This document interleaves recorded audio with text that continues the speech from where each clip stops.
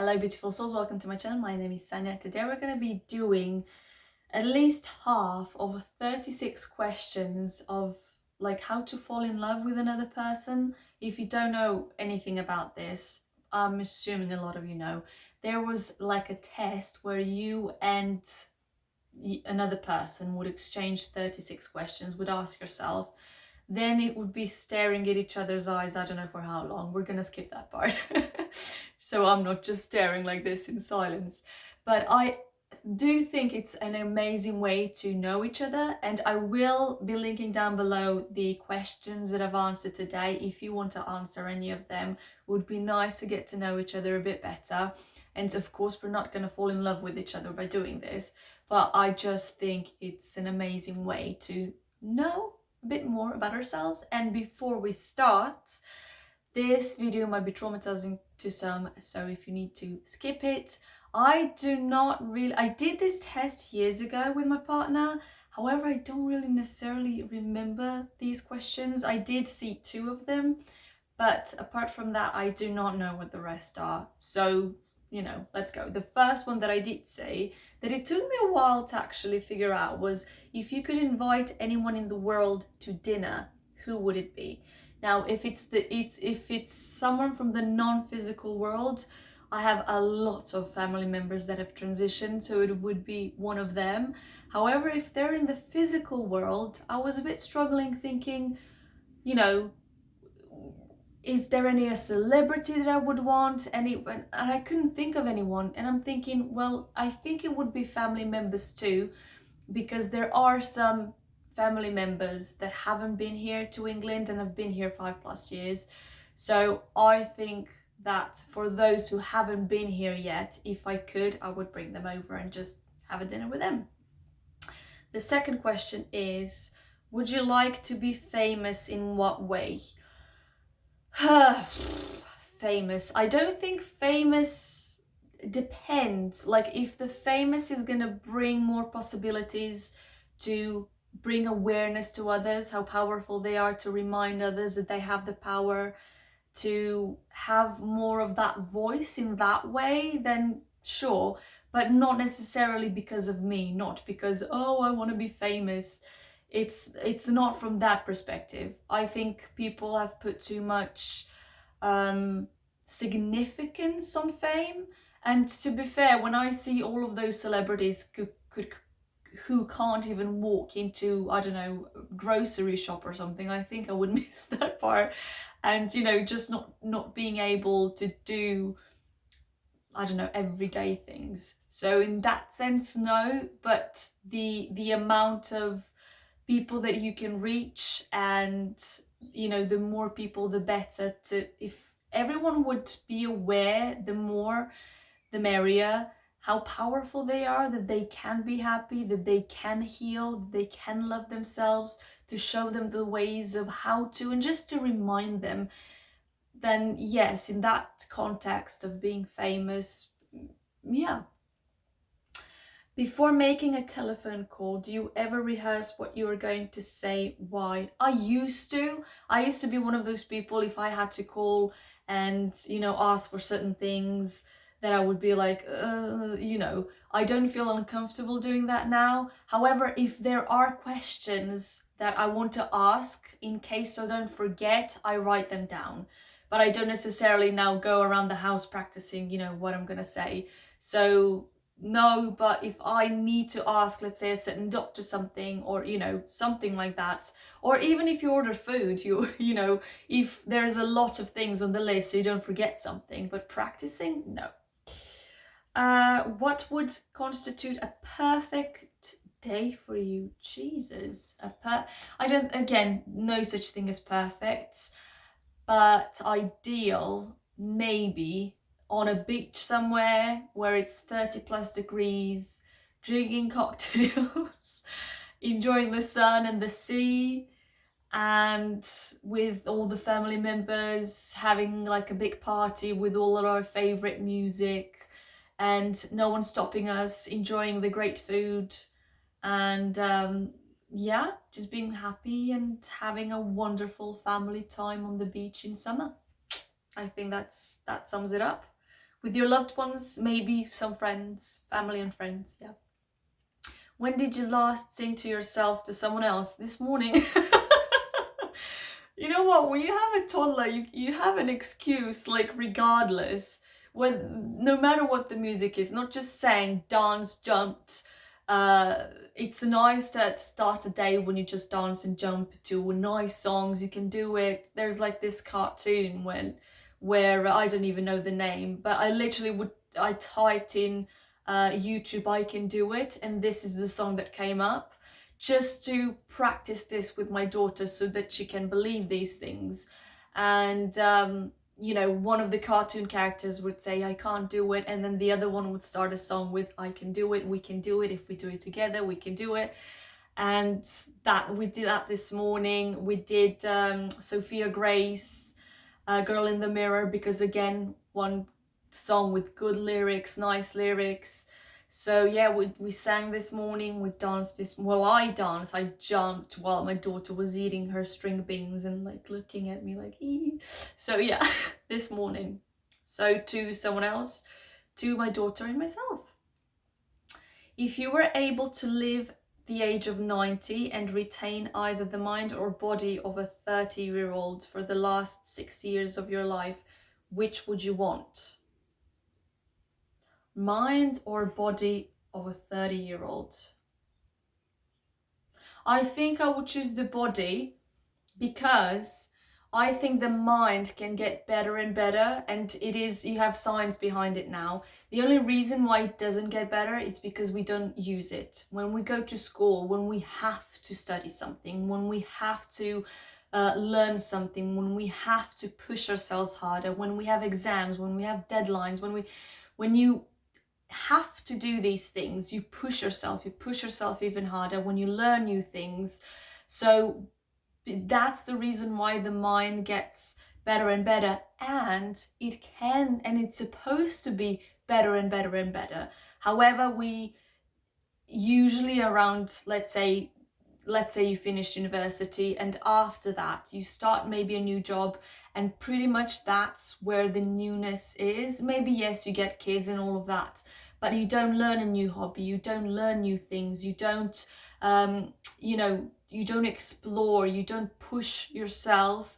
Even with the body, I mean, even that is a, let's say, kind of a, you know, because even the body can get better, but we just don't do anything about it. We don't practice exercise, we don't when I go to one place to another, I walk, mainly because I don't drive. But let's say it's 2 miles or 2 kilometers, doesn't matter, 2-3 kilometers, 5 kilometers, and I would just walk, and people would be like, oh my god, that's so far away. And I'm thinking 50, 100 years ago everyone was doing it, and probably would walk even more than that. So, you know, it's the body's supposed to get better, we just stop using it. The same with mind. So the reason why I would keep, if I had to choose one or the other, would be the body, because I want mine to get better. I don't want it to get stuck here. I don't want it to, this to be it. I want it to grow and expand more and be more and learn more, and you know. So yeah, I would keep the body, but that's the reason why. I don't fear of getting old, or, you know, body changing, or I think we're supposed to go through this physical experience and going through all the phases. So yeah. Do you have a secret hunch about how you will die? Not necessarily. I do think I know how I'm gonna transition from physical to non-physical. But just, you know, whether that's a hunch or no, I never really thought about it much, because I don't really, we are all going to transition to non-physical. So why think about that period, when I think the most important is to be now, to love our family and friends now, to enjoy the now, to experience this physical now while we can. So thinking about that part, when it happens, it happens. Name 3 things you and your partner appear to have in common. What is it? Well, this would probably be if it was something I don't know. But my current partner and I, what we have in common, that appears to have in common. We like good food. I'm trying to not go too much into like private stuff, but yeah, let's say we enjoy similarly majority of the food the same, which I think is really important because my mom would prefer one thing and my father would prefer the other, and she would usually make the food for him, but then she wouldn't necessarily enjoy it the most. My mom prefers the healthier version of things, while my father is complete opposite. If something is too sweet, he could add more sugar to it. If something is too fat, he could add more fat to it. Anything that, because he grew up really poor, they didn't have electricity, they have candles, you know, for to if he needed to read a book in the evening. His mum would just give him like one piece of chocolate, like one square per week, so they could, you know, save. And you know, they had the healthiest food, like they grew their own fruits and veg, so you know, they couldn't necessarily afford, I don't know, a lot of sugar or a lot of the unhealthy stuff. So I think his mission was, when he grows up, that he's gonna make up for it, and he's been making up for it for decades now. So he's still in that you know, unhealthy phase. Although my mom tries to cook as healthy as possible, it's not what, you know, as healthy as she would want it to be. So yeah. Oh, there were 3 things. Name 3 things you and your partner appear to have in common. Okay, we love that. We definitely don't have the same taste in films. We do have the same taste in music, similar-ish, depending on my mood. And we like, we play instruments, different, but we both can play instruments. For musical instruments. For what in your life do you feel most grateful? My daughter.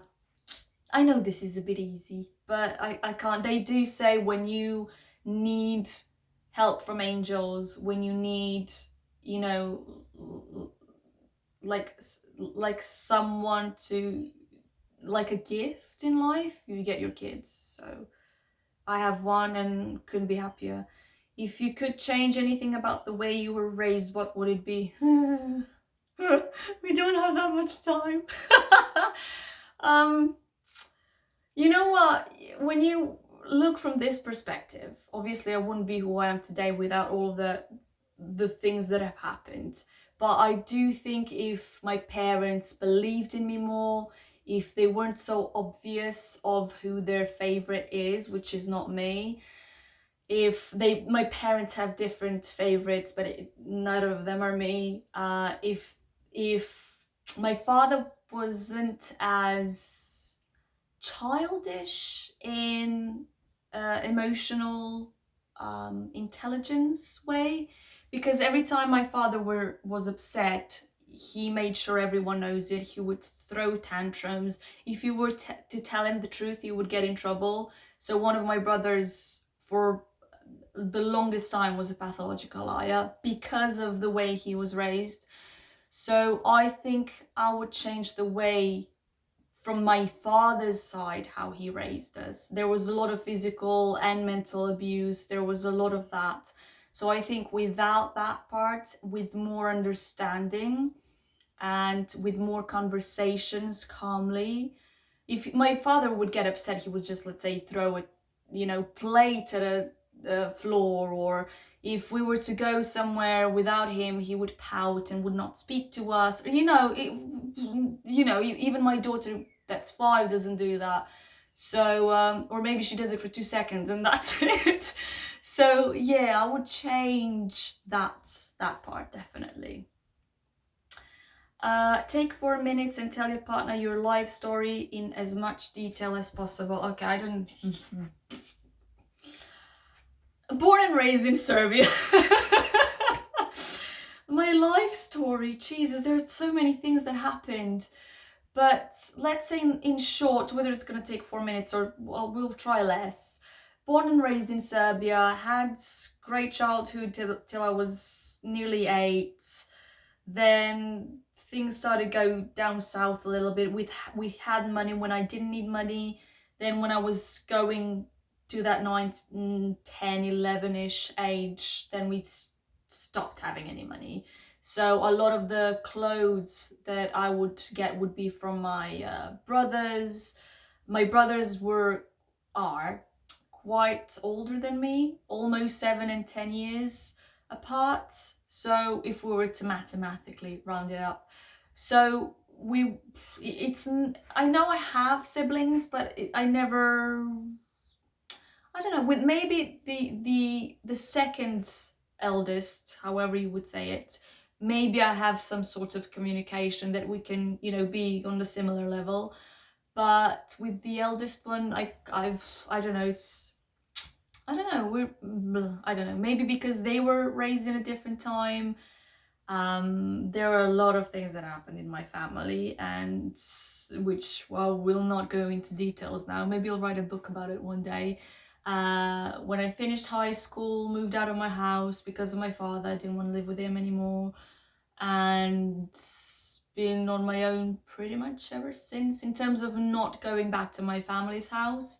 And I remember even my uncle, he said, "You're a monster," and I'm thinking, what did I do now? Like, I don't, no one's ever called me a monster. And I'm like, what are you on about? He's like, no, I mean it in a good way, because you left the house and you never returned back, and heads down to you. And I'm like, what choice of words to call me a monster? But I don't know, I guess monsters are great now. So yeah, he's like, heads down to you, that you never actually, but the thing is, for me, it was, I would rather much be in the street alone with no food to eat than go back to my family, because of my father. But that's how bad it was. So um yeah, so obviously I've been in relationships, I've lived with other people, I have had roommates, I've had, now living with my partner and before him. But every time I would go to visit my hometown, I would stay at my grandma's. I don't stay at my parents' house. I mean, my life stories, there's so many ups and downs that I can't, like, I used to be in the street, not knowing what's gonna happen. I used to charge my phone at the mall, I remember, because I didn't have any electricity. I remember a month when I was doing how many days I didn't eat, and it was like 24 days out of, let's say, 30. I don't know which month it was that I didn't eat. So basically every maybe 6th or 7th day I would eat, but it wouldn't be even a meal, maybe a few bites or something. So I've had a lot that it would not just fit into 4 minutes, and yeah, but it ends well. So that's all that matters. I think this is one of the reasons why I do film a lot of these, and why I like to remember people who they are, because when I was solo, when I didn't know what's gonna happen, I remember even I couldn't lay down because I didn't eat so much that I was dizzy. So if I were to lay down, I would feel sick, and like I had nothing in my stomach. But if I were like to sit, I would be better. Or if I would go out to fresh air, so I would spend a lot of times at parks, on the benches, just sitting there. So yeah, but if I can get rise up from that. And I remember when we again, no electricity, no nothing, and charging my phone at the phone that I got, actually I didn't even buy, I didn't have the money for that, and charging it at the mall. There was a hallway before the toilet, and in that hallway there was a socket where I would just sit down and be on my phone, and I could have YouTube. I didn't have any other apps at the time because I needed like a SIM card for storage or something, but I had YouTube, and that's where I found out the Abraham Hicks Everything Is Always Working Out For Me, accidentally. And listening to that, reprogramming my mind again, not even knowing what I was doing. So this was before any of this knowledge of how it works, before the knowledge of the vibration, before maybe I heard it somewhere. You hear about meditation, which does not mean I knew at the time what that was, and a lot of these things I didn't know. So, but it just, that audio happened. I was able to download it in MP3, so it doesn't have to be on YouTube anymore. And it was on my playlist, because on my playlist, I'm going really far now, I could turn off the screen and could just listen to that on my earphones. I would listen to it all day long, every day. I just resonated with it so much, and obviously I was ready to expand, and and I did that. I keep saying, when I say this story, I always say maybe a month that I did that, but I'm not really sure. I don't know what the time was, but let's say a month, and everything changed. Everything changed. Moved to a different place, got the money, got relationships better, changed the environment, removed myself from the toxic people that I was around. Like, there's so many things just clicked all of a sudden and just went different direction in the best possible way. So yeah, that's why I always say don't give up. That's why people say try to do certain things at least for 30 days. Some people do it for 2 years straight and then they see the results, but they never ever regret doing it for 2 years straight, because it depends on how many build-ups you've had, whether you're ready in that moment or a moment later. Will have in the near future a challenge for us to do together again for 30 days.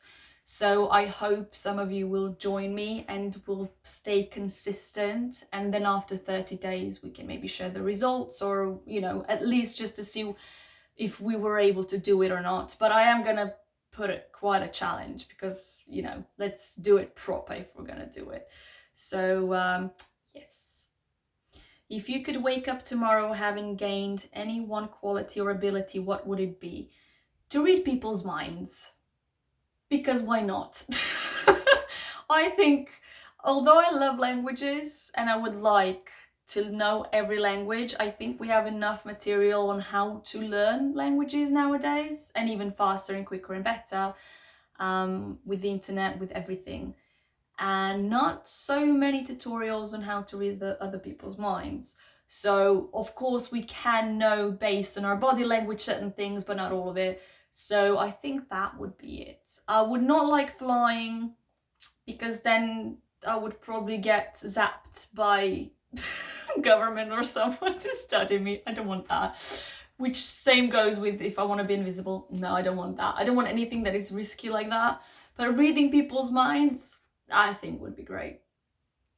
If a crystal ball could tell you the truth about yourself, your life, the future, or anything else, what would you want to know? I don't know. If a crystal ball could tell you the truth about yourself, your life, the future, or anything else, I would not like to know much about the future, because if you already know it, then, it's not fun. Anything else? I don't know.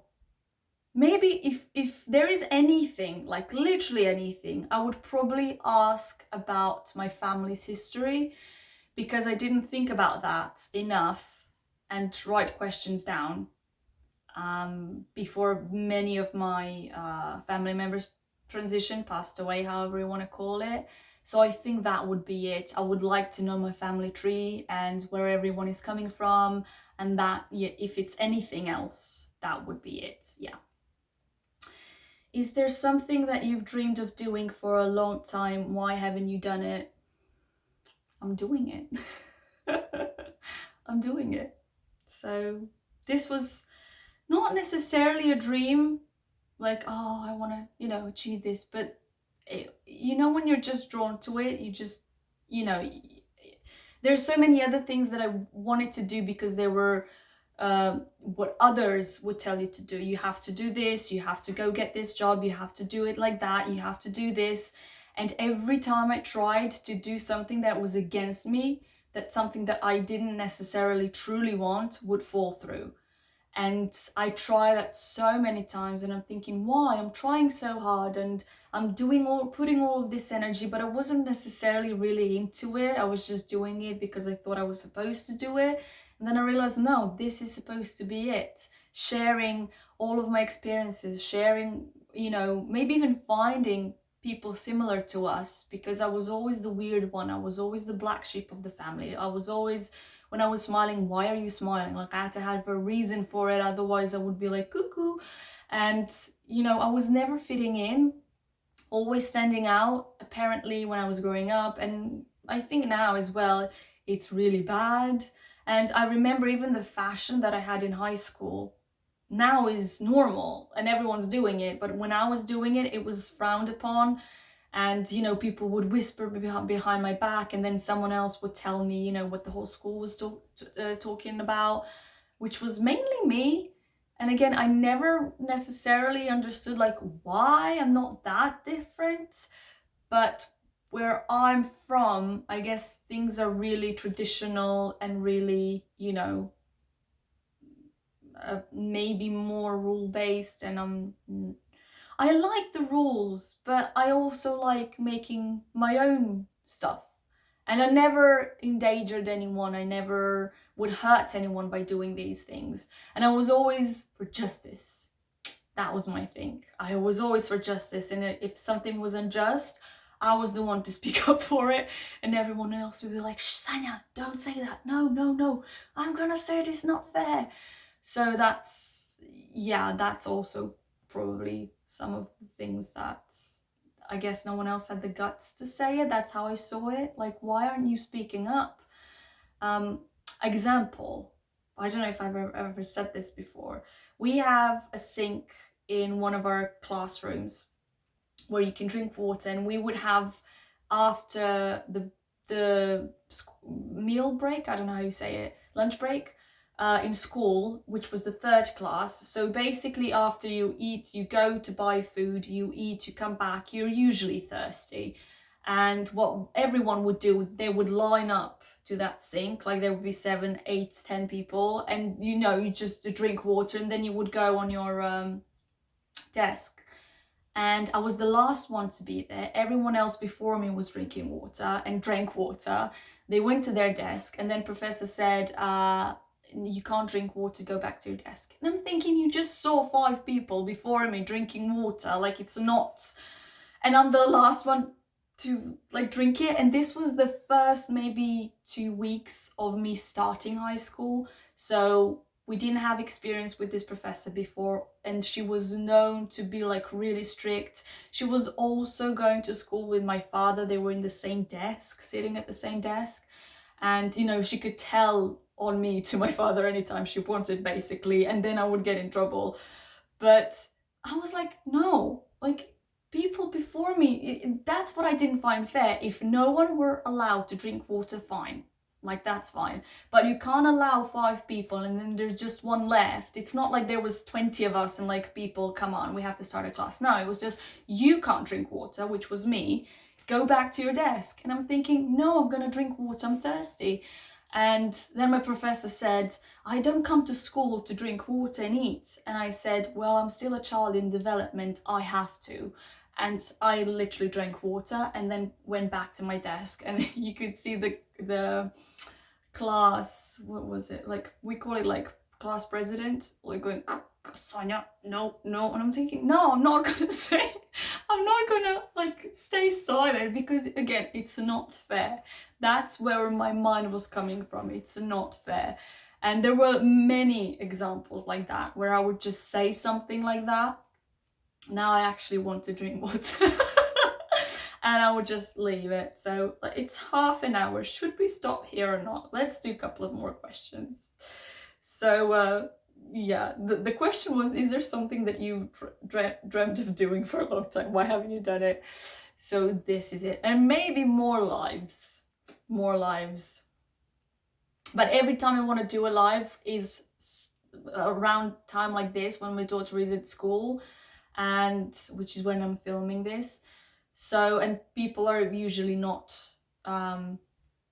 available. And I did it once on a weekend. It was in the evening, But then my daughter, you know, came, and I think when my daughter is around, like, my brain isn't functioning properly anymore, because everything is just about her. And if I need to have a proper conversation or actually thinking of something else, it's like I'm incapable. And not that I am, but you know, I just get mixed up and I can't do it. What is the greatest accomplishment of your life? My daughter. Again, easy. What do you value most in a friendship? Openness, honesty, loyalty,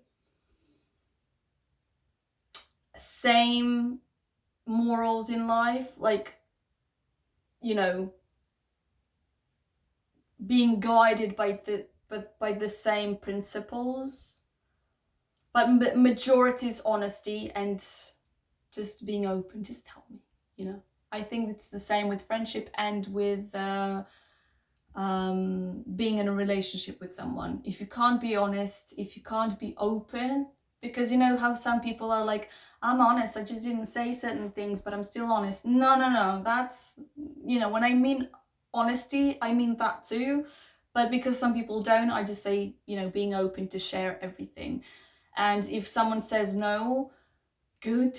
If someone says yes, as long as you mean it. I'm not afraid of someone saying no to me. I'm not afraid of someone expressing how they think and feel. I'm not going to go into fights. That's another thing. I don't like people who are obnoxiously late. Like, I can maybe, let's say, forgive like 10-15 minutes, but like, God, if it's hour or two, I mean, and you literally had the time to get ready, you just, you know, and then I'm waiting. What am I waiting for? I don't like that. So someone who respects you in that way as well. And there was something else I wanted to say, but I forgot. But yeah, I think it's just the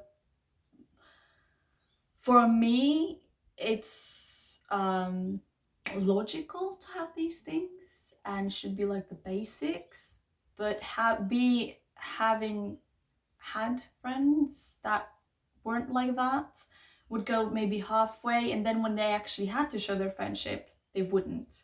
When it was like, this is crucial, you're my friend or not, no. So I've learned my lesson, but that's why I really am picky with who I'm gonna be surrounding myself with. So yeah, but the most is honesty, and obviously someone who's not going to be arguing with you. That's what I wanted to say. Just what is the arguing about? What is the I don't know, you know, when they start bickering and shouting at each other, I don't like any of that. Just let's talk normally. If you're fumed, if you need time to cool down, go in another room, we'll come back later, but don't take it out on each other. I just don't like that. Never like to call anyone names, at least not out loud. So, you know, I don't like any of that. Just be emotionally intelligent enough. Let's have a proper conversation if we need to sort something out, but I would not you know, attack someone, or, you know, and would not expect from a friend to do that either. What is your most treasured memory? Oh, I wanted to say when my daughter was born, but that was traumatic, so I don't know if it was the most treasured memory. I don't know. I would all of them I would probably put with my daughter. What I loved still to this day I love. It's like her cheeks. For some this is maybe so silly, but I remember when she was a baby and she had these massive cheeks. She still has amazing cheeks, by the way, but these cheeks where you would just kiss the cheek and it would just like bounce off. That was great. My daughter walking, we never encouraged her to walk. It was, you know, you can get up to. She never had one of those like things to hold on to. She had, but we didn't allow her to use it. Maybe she used it 4 or 5 times just out of fun. But I didn't want her to rely on those things. So she had to learn by herself how to get up, how to, you know, but we never went like, you know, come walk to me ever. And then she just got, luckily, both me and my partner were there. We were watching TV. We weren't even paying attention to her in terms of like, we weren't speaking to her. We didn't say come, nothing. And she just got up and made steps towards the TV and sat down like nothing happened. And my partner and I looked at each other and we were like, did she just walk? Because you see all of these videos like, come to mama, come to daddy, come to... We never did any of that. And she just decided, there was nothing of that sort on TV. So we could not, like, we didn't understand why she chose that specific time to walk, but she just wanted to do it. And that was also great. So yeah, I do some funny videos, you know, when she falls funny or makes similar, you know, faces, or she had this should be a video about my daughter. she had 3 years ago this song. Whenever she would play it, she would bang her head left and right on the couch, which again, I don't know why she did it, but you know, I think probably all of them, the majority of them, I would say, would be about my daughter. There is one now that I'm trying to, you know, that I thought that is not related to her. And it was one night, I don't know, 15 years ago. I'm not even sure when it happened, long time ago. And my mum got drunk out of 2 sips of wine. At least that's my memory. My uncle was there, one of my brothers was there, and my father was in a car crash and he was sleeping a lot. So he was in the front room, but you know, he wasn't there. He was just listening to us. And we were playing this game. In Serbian it's called preference. I don't know in English. And I think that's the name of the game. And I never played before. I didn't know the rules. So my brother and I were like one. Then my mum and my uncle, and my mum was making us laugh so much. My mum doesn't drink a lot, but this time she, again, like she had half a glass of wine and she didn't even finish it all. The way that she was making us laugh, my uncle, my brother and I were in tears. And while my uncle was alive, every time we would mention that, we would just start laughing.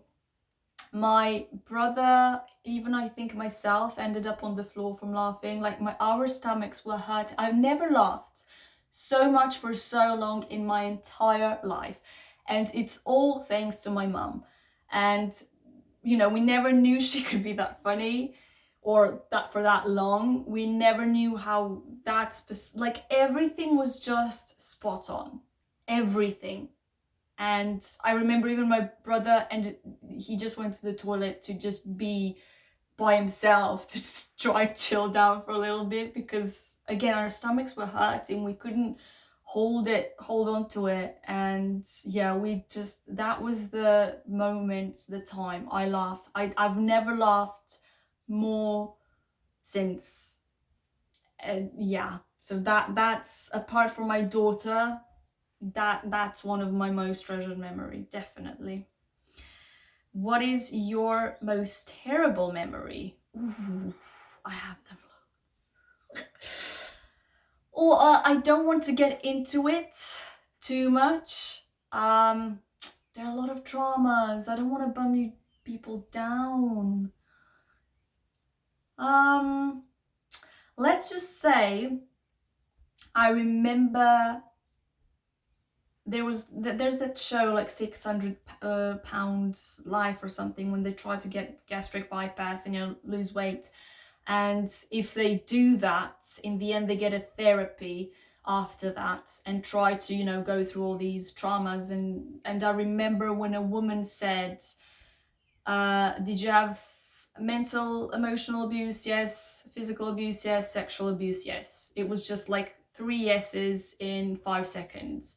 And if this is one of the reasons why I would really like you to understand certain people, like know that people that are really overweight, obese, morbidly obese, they have the reasons why. It's not the laziness. It's not the laziness. There's every single one of them has a story, and the way that they're coping it's just through food. someone would maybe choose drugs, someone would choose alcohol, someone would choose something else, but all of them are just coping mechanisms, and it's trauma that needs healing. No one is overweight just because they're lazy. There's a story behind it. And I'll just say as well all three, and that's it. I wanted to stop at 18 because there's 36 questions, but I don't want to end up on bad note. If you knew that in 1 year you would die suddenly, would you change anything about the way you're now living? Why? No. No. Maybe I would just film more and get like live stream everywhere and just leave it. But I really enjoy with my daughter, enjoy the things that I do for my family and friends, enjoy the amount of times that I'm spending with them. My daughter asks me, will you play with me? Yes. I read her books. I also, what I do is when I ask her, where is mummy? And she points at me and I said, no, in your heart. So I always show on her heart. So she knows, even if I'm not there physically, I'll always be with her. So I do those things as well. So maybe the only thing that maybe I would do is maybe write everyone a letter, just so they can have like something. But apart the way that I live, I don't know, maybe just make sure that she has more and more and more, just in case I'm not here. But again, everything else, I can't moan. Listen, we'll stop here. We know I like to speak, talk and speak, whatever. So I'll continue 20th question, and I will write the first 19 questions in the description box. And if you want to answer all of them, some of them, one of them, share it in the comments. I would like to get to know you as well a bit more, because why not? Mwah. Love you so much. See you in the part 2. Bye.